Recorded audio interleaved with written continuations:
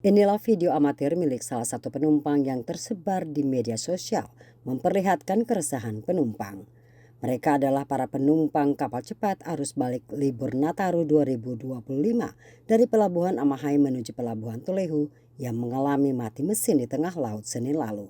Saat berlayar, tiba-tiba kapal cepat mengalami gangguan mesin hingga terombang-ambing selama 2 jam di perairan Laut Seram bagian barat. Hingga kemudian bantuan kapal cepat KM Cantika Anugrah dari Pelabuhan Telehu tiba di lokasi kejadian untuk mengevakuasi seluruh penumpang. Selain mengevakuasi penumpang, kapal cepat tersebut mengevakuasi kapal cepat yang mengalami mati mesin menuju Pelabuhan Tulehu dengan cara ditarik dengan tali. Seluruh penumpang arus balik libur Nataru dan Tahun Baru di Tulehu tiba pada pukul 18:20 dengan selamat. Terkait kejadian itu, Kepala Dinas Perhubungan Maluku Tengah, Nur Ali Nurlete berharap perusahaan penyedia jasa pelayaran memperhatikan dengan serius kondisi kapal.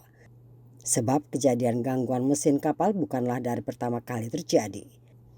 Nurlete meminta pihak pelayaran tersebut lebih peka terhadap kondisi peralatan sejumlah kapal cepat yang beroperasi karena kejadian tersebut tidak lagi terulang dan meresahkan masyarakat selaku pengguna jasa pelayaran. Nah, sayangnya bilang mau berhenti karena bukan dalam kapasitas kita. Nah, sebab kita selalu berkoordinasi, kita berharap harus diperbaiki secepatnya karena tidak boleh terulang lagi. Dari Masohi, Maluku Tengah, Fatahila Sia melaporkan.